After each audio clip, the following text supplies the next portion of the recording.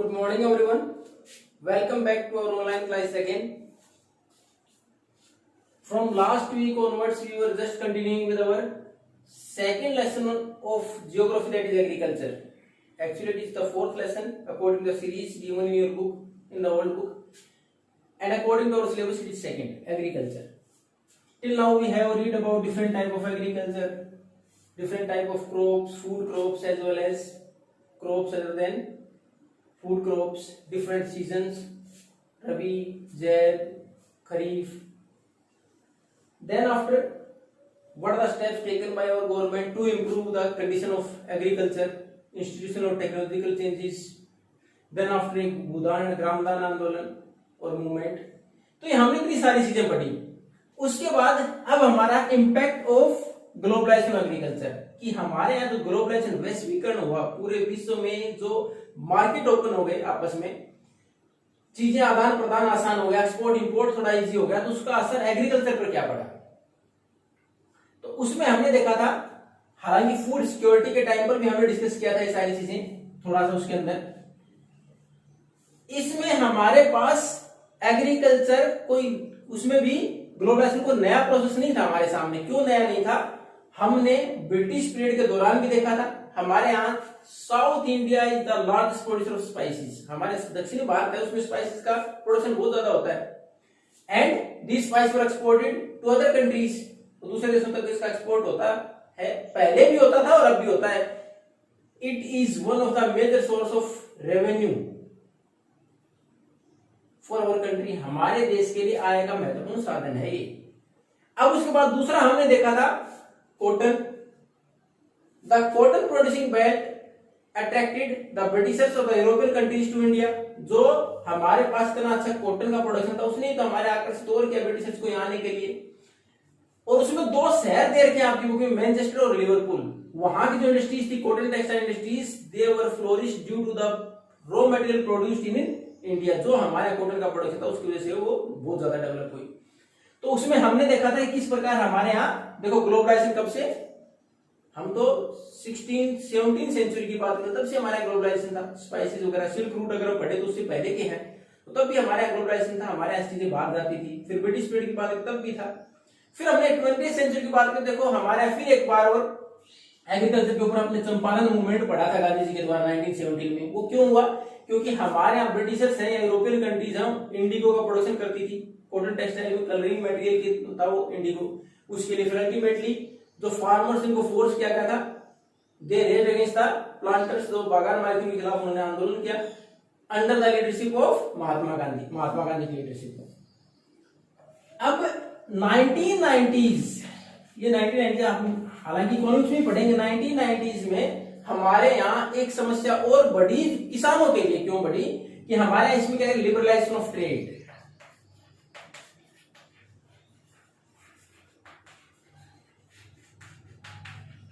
Liberalisation of trade कर दिया गया. लिबरलाइजेशन तो उदारीकरण का मतलब छूट दे देना, ढील दे देना. तो हमारे व्यापार में ढील दे दी गई. हम इतने सारे प्लांटेशन क्रॉप्स हैं, चाहे हमारे पास कॉटन है, रबर है, टी है, कॉफी है, जूट है, इतना सारा हमारे यहाँ. और फूड ग्रेन्स की बात करें, चाहे राइस है, व्हीट, इतना सारा प्रोडक्शन करते हैं हम. मेजर प्रोड्यूसर है डिफरेंट टाइप ऑफ क्रॉप्स के हम. उसके बावजूद हमें सबसे बड़ी परेशानी हो रही है कि we are not able to compete with the world market. World market से हम फिर भी कंपटीशन नहीं कर पा रहे हैं. उसका सबसे बड़ा रीजन क्या है कि जैसे हमारे लिबरलाइजेशन ऑफ ट्रेड हुआ, ग्लोबलाइजेशन की वजह से हमारे जहां 1991 ऑनवर्ड्स लिबरलाइजेशन मतलब हमने छूट दे दी आयात तो निर्यात में, इंपोर्ट एक्सपोर्ट में, तो बाकी देशों का हमारे यहाँ जो फसलें आती है वो सस्ती. क्यों? Because of highly subsidised. क्योंकि उन देशों के अंदर सब्सिडी बहुत ज्यादा जाती है फार्मर्स को. उसकी वजह से उनका जो प्रोडक्शन है वो सस्ता होता है, वो सस्ती कीमत पर भारत में, तो हम कम्पीट नहीं कर पाते. दूसरा हमारे यहाँ एक इसमें वर्ड इस्तेमाल किया है कि India agriculture is at the cross road. Cross road क्या होता है? चौराहे, कि कहां जाए, यानी प्रोडक्शन किस प्रकार में कैसे इंप्रूवमेंट हो सकता है हमारे यहाँ. तो उसके लिए हमें बहुत कुछ सोचने की जरूरत है एग्रीकल्चर को और आगे बढ़ाने की.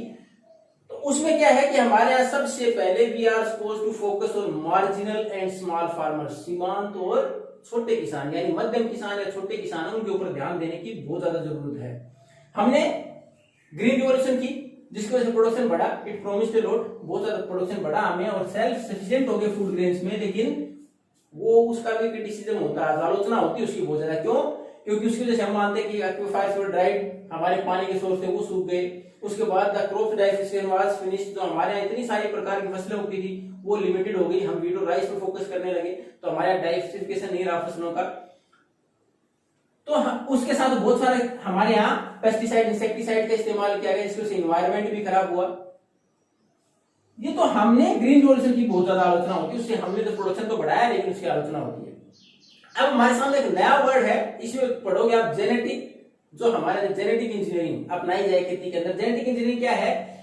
We are suppose to change the basic genes of the crops, जो हमारे बेसिक जीन्स हैं उनको चेंज करके, जैसे आजकल हम बोलते हैं high yielding variety of seeds, इनमें यानी 2 या 3 उन्नत किस्म है गेहूं की, 2-3 किस्मों को इस प्रकार प्रोसेसिंग की जाए इंडस्ट्रीज में कि उनमें से एक ऐसा बीज बनाए जिसकी प्रोडक्शन बढ़ाया जा सके। तो जेनेटिक इंजीनियरिंग में क्या है कि बायोटेक्नोलॉजी के द्वारा, जैव जो तकनीक है उसके द्वारा हमारे यहाँ different types of crops are there, जो हमारे यहाँ जितनी सारी फसलें हैं, जितने सारे ग्रेन्स हैं या फिर और फसलें हैं, उनके बेसिक जीन्स को चेंज करके प्रोडक्शन बढ़ाने का प्रयास किया जाए कि ज्यादा 2 या 3 जीन्स, जो बेसिक उनके जीन्स उनको चेंज करके उन फसलों के प्रोडक्शन बढ़ाया जाए। तो अब जेनेटिक इंजीनियरिंग जिसमें कि बेसिक जो उनकी जितनी भी प्रॉपर्टीज उनको चेंज किया जाए, उसके बाद प्रोडक्शन बढ़ाया जाए, उसके ऊपर फोकस करें।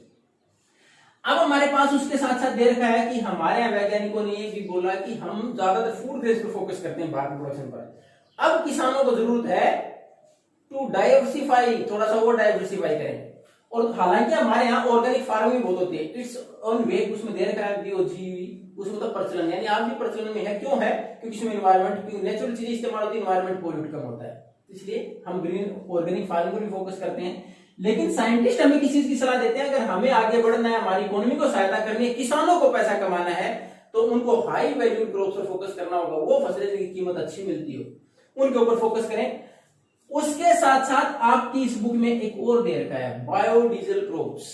बायोडीजल क्रॉप्स की हमारे वो फसलें जिसमें उसमें एग्जांपल दे रखा है जोजोबा, जेट्रोफा, ये कुछ इस प्रकार के प्लांट्स हैं जिनसे कि केमिकल रिएक्शन कराने के बाद इथाइल और जो हम मीथेन वगैरह है, जो कि हमारे यहाँ किसी प्रकार से ईंधन के तौर पर, फ्यूल के तौर पर इस्तेमाल हो सकती हैं, उन पौधों को कुछ केमिकल रिएक्शंस के साथ, तो वो हमारा प्रोडक्शन करें। जो कल को बायोडीजल दे रखा है इसमें प्रकार की, कि जिस प्रकार हमारे पौधों से एक फ्यूल का काम भी हो सके, यानी फ्यूल जनरेट हो सके, उन फसलों पर फोकस करें जिनकी कीमत भी अच्छी मिलती है। और दूसरा उसमें दे रखा है they required low amount of irrigation, पानी की जरूरत भी उनमें कम होती है।